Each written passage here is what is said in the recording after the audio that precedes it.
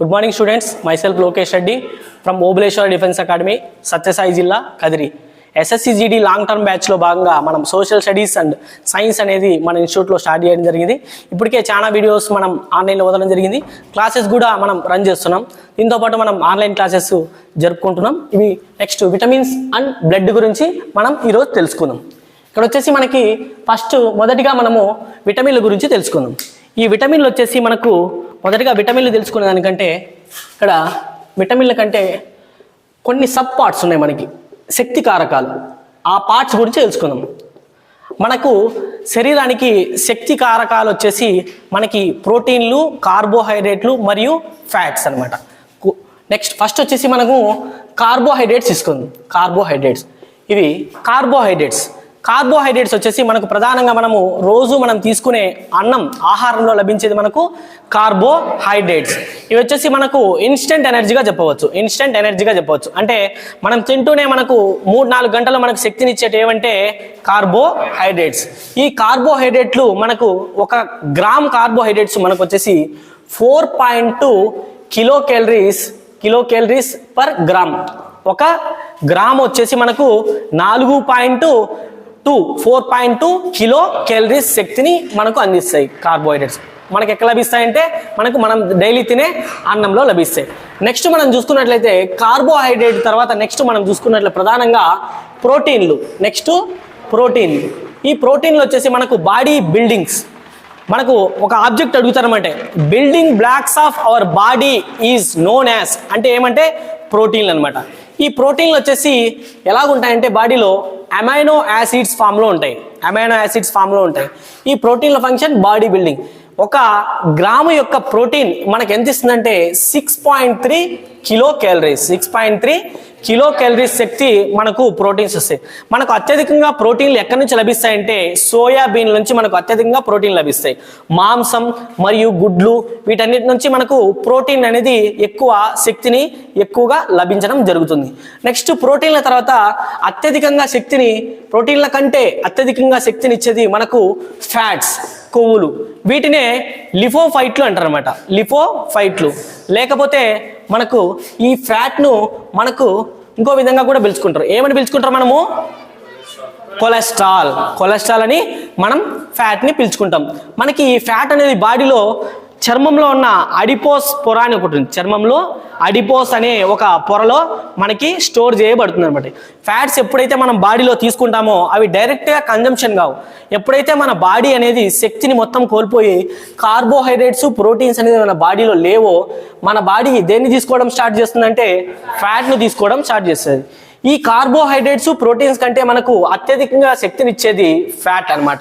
ఇవి వచ్చేసి emergency energy givers. ఇవి 1 గ్రామ్ వచ్చేసి 9.3 కిలో క్యాలరీస్ ఇస్తాయి.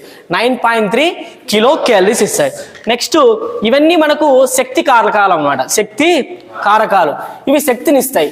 నెక్స్ట్ మనము విటమిన్స్కి వెళ్దాం. ఇవన్నీ శక్తిని ఇస్తాయి. కానీ మనకు ఇక్కడ విటమిన్లు చూసుకున్నట్లయితే మన బాడీని ఏం చేస్తాయంటే ప్రొటెక్ట్ చేస్తాయి. ఏదైనా ఒక రోగం మన బాడీలోకి వచ్చిన తర్వాత ఆ రోగం మనం నయం కావడానికి మనం డాక్టర్ దగ్గరికి వెళ్తే ఏం మనం తీసుకోవాలంటే విటమిన్స్ టాబ్లెట్స్ ఇస్తారు డాక్టర్. విటమిన్స్ సంబంధించిన టాబ్లెట్స్ ఇస్తారు. ఇవి మనకు శక్తిని ఇవ్వవు కానీ మన బాడీని ప్రొటెక్ట్ చేసేవి ఏమంటే విటమిన్లు. ఇక్కడ విటమిన్లు వచ్చేసి మళ్ళీ సబ్ పార్ట్స్ అనమాట. విటమిన్లు 2 రకాలు ఉంటాయి అనమాట, water soluble and fat soluble. ఇక్కడ మనకు వాటర్ సాల్యుబుల్ విటమిన్స్ వచ్చేసి vitamin B and vitamin C. Next వచ్చేసి మనకు ఫ్యాట్ సాల్యుబుల్ అంటే కొవ్వులో కరిగే విటమిన్లు ఏమంటే ఏ, డి, ఈ, కే. కే ఇవి వచ్చేసి మనకు ఫ్యాట్ సాల్యుబుల్. ఇవి వచ్చేసి వాటర్ సాల్యుబుల్. నెక్స్ట్ మనం విటమిన్ల గురించి క్లుప్తంగా తెలుసుకుందాం. ఇక్కడ మనకు ఒక్కొక్క విటమిన్ గురించి తెలుసుకుందాం. Vitamin A, B, C, D గురించి షార్ట్ కట్లు చెప్పుకుందాం. ఇక్కడ మనకి విటమిన్ ఏ, తర్వాత విటమిన్ సి, విటమిన్ డి, తర్వాత విటమిన్ ఈ. ACDE ఇవి వచ్చి షార్ట్ కట్ ఎలాగంటే ఏఆర్ అని ఒకటి వస్తుంది, ఇక్కడ సిఏ అని వస్తుంది, డిసి అని వస్తుంది, ఈటీ అని వస్తుంది. ARCADCET. ఇక్కడ వచ్చేసి విటమిన్ ఏ అంటే యాంటీ జిరాప్థాల్మియా విటమిన్. ఇది వచ్చేసి మన కంటికి సంబంధించిన జిరాప్థాల్మియా రోగం రాకుండా కాపాడడానికి దోహదపడుతుంది. మరియు దీన్ని ఇంకొక నేమ్ ఏమని పిలుచుకుంటారంటే రెటినాల్ అని పిలుచుకుంటారు. రెటినాల్. అందుకనే ఏ విటమిన్ ఏమని పిలుస్తారు? రెటినా అని పిలుస్తారు. మనకు విటమిన్ ఏ అత్యధికంగా సోర్స్ ఎక్కడ లభిస్తుంది అనుకంటే పాలు మరియు గుడ్లలో మరియు క్యారెట్లలో ఎక్కువగా మనకి విటమిన్ ఏ అనేది సోర్స్ అనేది లభిస్తుంది. నెక్స్ట్ మనము C for ascorbic acid. Vitamin సిని మనము ఆస్కార్బిక్ యాసిడ్ గా చెప్పుకోవచ్చు. ఈ ఆస్కార్బిక్ యాసిడ్ సిట్రస్ ఫ్రూట్ లో మనకు లభిస్తుంది.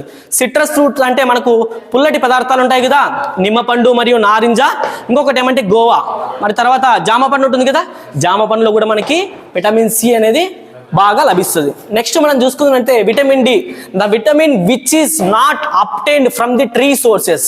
అంటే ప్లాంట్ సోర్సెస్ నుంచి లభించని ఒకే ఒక విటమిన్ ఏదంటే విటమిన్ డి. కానీ ఇది జంతువుల నుంచి లభిస్తుంది. జంతువుల్లో చేపలో ఉన్న ఒక ఫ్యాట్ కార్డ్ లివర్ ఆయిల్ నుంచి లభిస్తుంది. కార్డ్ లివర్ ఆయిల్లో ఉన్నది ఏమంటే విటమిన్ డి. విటమిన్ డిని ఏమంటారంటే క్యాల్సిఫెరాల్. విటమిన్ డిని ఏమంటారంటే క్యాల్సిఫెరాల్. నెక్స్ట్ విటమిన్ ఈని వచ్చేసి టోకోఫెరాల్ గా పిలుస్తారు. విటమిన్ ఈని టోకోఫెరాల్ గా పిలుస్తారు. ఇక్కడ విటమిన్ ఈ అనేది ఇన్ఫర్టిలిటీ, ఎప్పుడైతే మనం విటమిన్ ఈ తక్కువైందంటో ఇన్ఫర్టిలిటీ తక్కువైంది, అప్పుడు పిల్లలు పుట్టకపోగా కారణం ఏమంటే విటమిన్ ఈ తక్కువ ఉందంటే మీకు పిల్లలు పుట్టారనమాట. అలాగే మనం విటమిన్ ఈని ఇంకొక పేరు ఏమని పిలుచుకుంటామంటే బ్యూటీ విటమిన్ గా పిలుస్తారు. బ్యూటీ విటమిన్ గా. ఇప్పుడు మనం చూద్దాం. ఇక్కడ ARCADCET. ఇక్కడ AR Rahman chatting, dancing, eating. AR Rahman chatting, dancing, eating. ఈ విధంగా మనకు షార్ట్ కట్ తెలుసుకోవచ్చు. నెక్స్ట్ మనం చూసుకున్నట్లయితే ఈ విటమిన్లన్నీ అయిపోయాయి. తర్వాత మనం విటమిన్ బి గురించి తెలుసుకుందాం. విటమిన్ బి గురించి తెలుసుకునే ముందు విటమిన్ బిలో మొత్తం ఎన్ని రకాల విటమిన్స్ ఉంటాయి? మొత్తం 8. మనకు విటమిన్ బిని మనం ఇలా రాస్తాం కదా, ఈ బిని ఇలా షేప్ తీసుకున్నామంటే ఎలా వస్తుంది? ఇది 8 షేప్ లో వస్తుంది. కాబట్టి దీని షార్ట్ కట్ విటమిన్ బిలు ఎన్ని రకాలు ఉంటాయి? 8 types. 8 types. Vitamin B1, B2, B3, B4 ఇలా వచ్చేసి చాలా రకాలు ఉంటాయి విటమిన్లు. ఓకేనా? దీన్ని మనం క్లుప్తంగా చెప్పుకుందాం. ఇక్కడ విటమిన్ B1. ఇక్కడ విటమిన్ B1 వచ్చేసి మనకు థయామిన్. ఇక్కడ థయామిన్ గా చెప్పు. మనం ఫస్ట్ షార్ట్ కట్ చెప్దాం దీని గురించి మొత్తం. విటమిన్ బి వచ్చేసి షార్ట్ కట్ వచ్చేసి అమెరికా అధ్యక్షుడు ఉన్నాడు కదా ట్రంప్. తర్వాత నెక్స్ట్ పబ్లిక్ ఫేస్. ఓకేనా? TRNP public face. ఇక్కడ M ప్లేస్ లో N వస్తుంది. TRNP PBFC. TRNP Trump public face. Trump election గెలిచాడు కదా, కాబట్టి పబ్లిక్ ని ఫేస్ చేయాలి. అలాగా షార్ట్ కట్. ఇక్కడ T for thiamine. R for riboflavin. N for niacin. P for pantothenic acid. మళ్ళీ ఇంకొక P వచ్చింది, పైరిడాక్సిన్. దీని ఏమంటారు? Pyridoxine. B for biotin. F for folic acid. ఇది C ఫర్ సైనకోబాలమైన్. ఇక్కడ మనం vitamin below vitamin B4 and B8 మాత్రం మనకి ఇక్కడ కనిపించవు. విటమిన్ B4 అండ్ B8 మాత్రం కనిపించవు. ఇక్కడ ఇది విటమిన్ B1. ఇక్కడ మనకు విటమిన్ B1 అనేది తక్కువ అవడం వల్ల వచ్చే వ్యాధి ఏంటంటే బెరిబెరి వ్యాధి. కింది వాటిలో ఏ విటమిన్ తక్కువ అవడం వల్ల బెరిబెరి వ్యాధి మనకు వస్తుందంటే విటమిన్ B1. నెక్స్ట్ మనకు వచ్చేసి విటమిన్ B2. ఈ విటమిన్ B2 తక్కువ అవడం వల్ల చెలోసిస్ అని, పెదవులు ఎప్పుడైతే పగులుతాయి కదా మనకు చలికాలంలో, అప్పుడు తక్కువ విటమిన్ ఏదంటే vitamin B2. Next vitamin B3. ఈ విటమిన్ B3 తక్కువ అవడం వల్ల మనకు వచ్చే రోగం పెల్లాగ్రా. దీన్నే D3 విటమిన్ అంటారు. దీన్నే డెర్మటైటిస్, డెమోటిస్, డయేరియా అనే 3 రకాలుగా వస్తాయి. డెర్మటిటిస్ అనేది మనకు చర్మం సంబంధించిన రోగం, డయేరియా అనేది మనకు మోషన్ సంబంధించిన రోగం, డెమ్నీషియా అనేది మనకు అరుగుదలకు సంబంధించిన రోగాలు. ఇలా 3 రకాల రోగాలు మనకు విటమిన్ B3 అనేది తక్కువైతే వచ్చే రోగాలు. నెక్స్ట్ విటమిన్ B4 ఉన్నది కాబట్టి B5కి వెళ్దాం. విటమిన్ B5 అంటే ప్యాంటోథెనిక్ యాసిడ్. ఈ విటమిన్ B5 అనేది తగ్గిందంటే మనకు మెంటల్ హెల్త్ అనేది డిసార్డర్ వస్తుంది. అప్పుడప్పుడు మన ఆలోచనలు డిఫరెంట్గా ఉన్నాయన్నమాట. ఆలోచించలేకపోవడం, ఒకసారి మన ఆలోచనలు అక్కడే వండికిపోవడానికి కారణం ఏమంటే విటమిన్ B5 మనకు తక్కువైతే, ఎప్పుడైతే B5 విటమిన్ తక్కువైతే అప్పుడు మెంటల్ హెల్త్ డిసార్డర్ అనేది మనకు వస్తుంది అనమాట. నెక్స్ట్ మనం B6 గురించి వెళ్దాం. B6 గురించి వెళ్తే మనకు టంగ్ అనేది ఇన్ఫ్లమేషన్ వస్తుంది. అప్పుడప్పుడు నాలుక మండుతున్నట్లు, ఎప్పుడైతే గొంతు మండుతున్నట్లు మనకు అనిపిస్తుంది అంటే అప్పుడు ఏమవుతుంది, విటమిన్ B6 అనేది తక్కువైనట్లు చెప్పుకోవాలి. నెక్స్ట్ విటమిన్ B7 వచ్చేసి బయోటిన్గా చెప్తారు.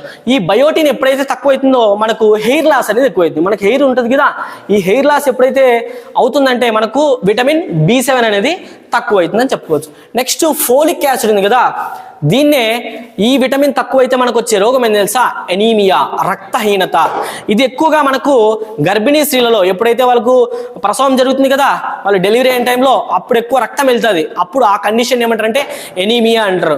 Which of the following vitamin will be very less in the గర్భిణీ స్త్రీలు, వాళ్ళు ప్రెగ్నెంట్ ఉమెన్ తక్కువ ఉంటుందంటే విటమిన్ B9 ఫోలిక్ యాసిడ్. తర్వాత వచ్చే విటమిన్ B12 సైనకోబాలమైన్, దీన్నే B12 అంటారు. ఎక్కువగా మనం సైనకోబాలమైన్ గ్రహించడం వల్ల మనకి ఏమవుతుందంటే బాడీలో నిద్ర అనేది తక్కువైపోతుంది.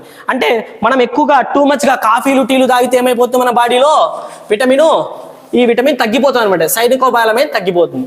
ఇంకొక ప్రఖ్యాతమైన విటమిన్ గురించి తెలుసుకోవాలంటే విటమిన్ K. ఈ విటమిన్ ఉంది కదా, ఈ విటమిన్ Kని మనం ఏమని పిలుస్తామంటే ఫెల్లోక్విన్గా పిలుచుకుంటాం. ఏమని పిలుస్తాము, ఫెల్లోక్విన్. విటమిన్ K అంటే ఫెల్లోక్విన్గా చెప్తాం. ఈ ఫెల్లోక్విన్ ఫంక్షన్ ఏంటంటే ఎప్పుడైతే మన బాడీలో రక్తం అనేది ఉంది కదా, ఆ రక్తం బయటికి వస్తుంది కదా, ఆ సమయంలో గట్టడానికి కారణం ఏమవుతుంది, విటమిన్ ఫెల్లోక్విన్. రక్తం గడ్డ కట్టడానికి కారణమయ్యే కారకాలు ఏమంటే ప్రోత్రాంబిన్ అండ్ ఫైబ్రినోజన్. ఇవి 2 కారకాలు. గడ్డ కట్టించేది విటమిన్ K. మినరల్ ఏదంటే కాల్షియం. ఇంపార్టెంట్ చూసుకోండి, కారకాలు, విటమిన్లు, మినరల్స్. ఓకేనా? ఇది అయిపోయిన తర్వాత మనము నెక్స్ట్ బ్లడ్ చాప్టర్లోకి వెళ్దాం. బ్లడ్ గురించి కొంచెం బ్రీఫ్గా ఎక్స్ప్లెయిన్ చేద్దాం. ఇక్కడ మనకి బాడీలో రక్తం అనేది మనకు యావరేజ్గా 5 to 6 లీటర్స్ ఉంటాయి. అడల్ట్లో ఎన్ని లీటర్లు అంటే 5 to 6 లీటర్స్ మనకు బాడీలో బ్లడ్ ఉంటుంది.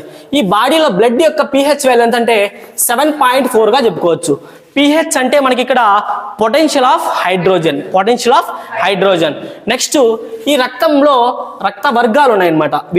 రక్త వర్గాలు వచ్చేసి AB, O.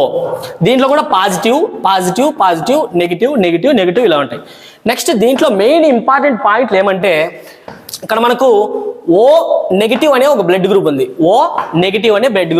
ఈ O నెగిటివ్ అని వచ్చేసి విశ్వధాత అంటారు అనమాట. వీళ్ళు ఈ బ్లడ్ గ్రూప్ వాళ్ళు ఎవరికైనా ఇవ్వచ్చు, O నెగిటివ్ ఎవరికైనా ఇవ్వచ్చు. నెక్స్ట్ దీంట్లో ఇంకో బ్లడ్ గ్రూప్ ఉంది AB పాజిటివ్. ఈ AB పాజిటివ్ విశ్వగ్రహీత, రిసెప్టార్ అంటే ఎవరి దగ్గరైనా తీసుకోవచ్చు అనమాట. AB పాజిటివ్ ఎవరి దగ్గరైనా తీసుకోవచ్చు, O నెగిటివ్ ఎవరికైనా ఇవ్వచ్చు. ఓకేనా?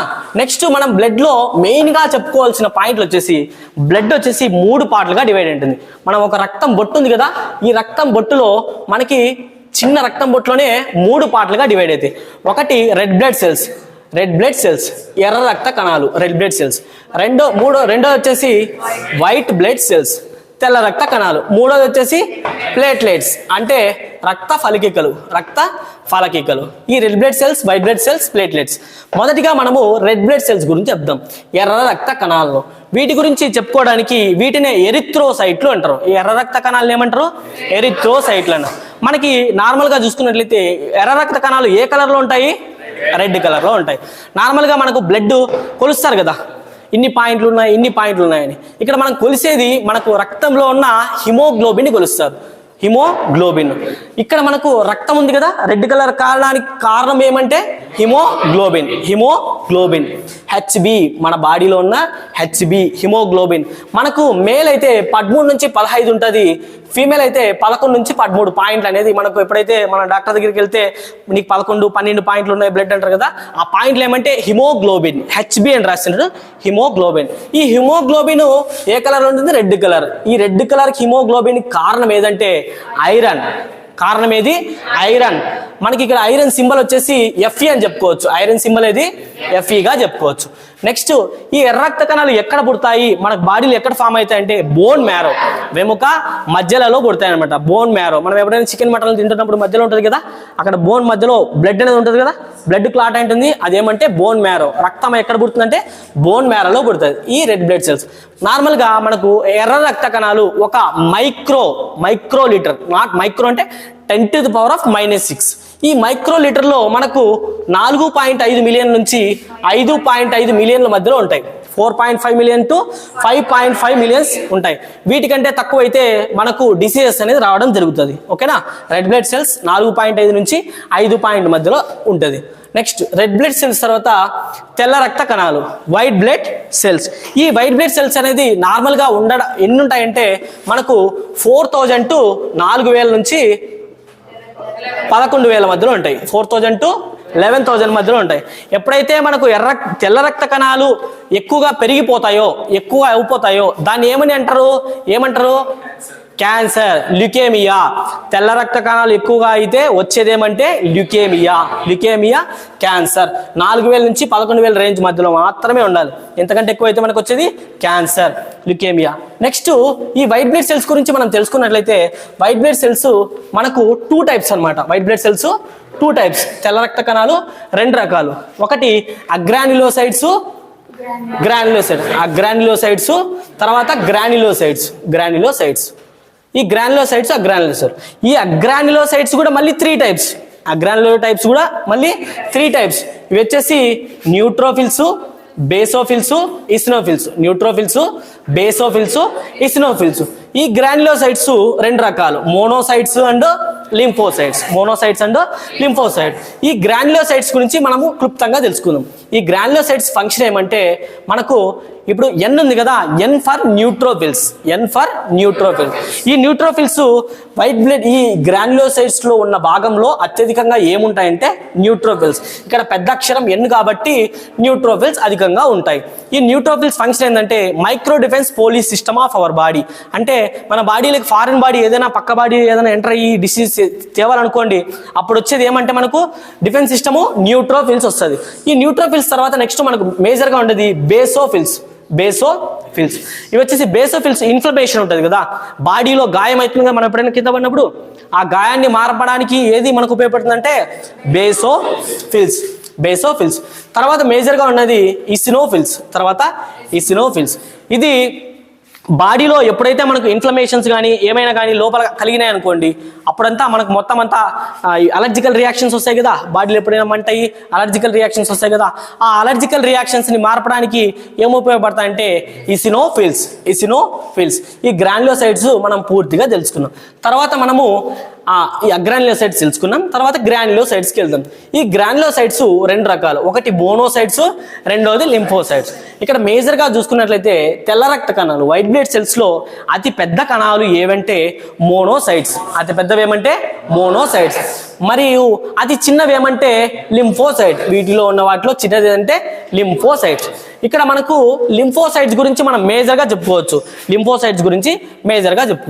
ఇక్కడ మనకు HIV, ఎయిడ్స్ అనే రోగం, human immuno deficiency virus are acquired immuno deficiency syndrome అనేది మనకు బాడీలో ఎంటర్ అయింది అనుకోండి, అప్పుడు మన బాడీలో చనిపోయేది ఏమని తెలుసా?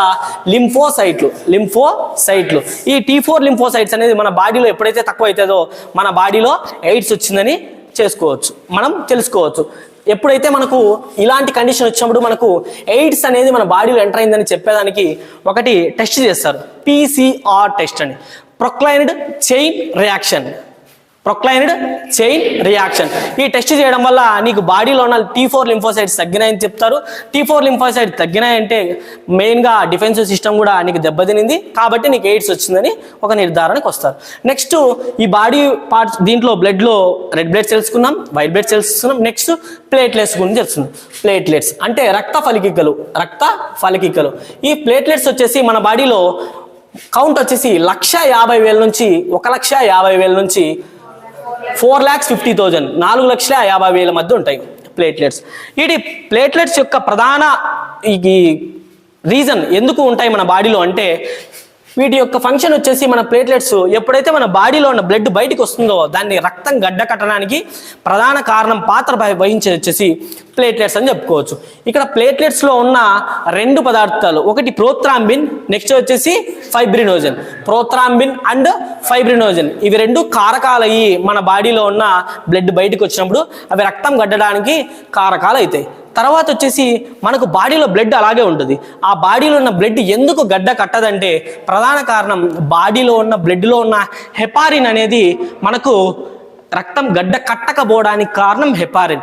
రక్తం బయట వచ్చినప్పుడు గడ్డ కట్టడానికి కారణము ప్రోత్రాంబిన్, ఫైబ్రినోజన్ అని చెప్పుకోవచ్చు. అలాగే మనము లింఫ్ అనే ఒక పదం గురించి చెప్పుకోవాలి. ఇక్కడ లింఫ్ అనేది మనకు ఎప్పుడైతే white blood cells foreign body మన బాడీలోకి ఎంటర్ అయింది అనుకోండి, ఆ టైంలో మనకి ఈ డిఫెన్సివ్ సిస్టమ్ వాటితో పోరాడి మన బాడీలో ఎప్పుడైతే గాయం ఉంటుంది కదా అక్కడ చీములాగా ఒకటి బయటకు వస్తుంది. దానినే మనము లింపుగా చెప్పుకోవచ్చు. ఇది వచ్చేసి మనకు విటమిన్స్ అండ్ బ్లడ్ గురించి చెప్తాం. Thank you.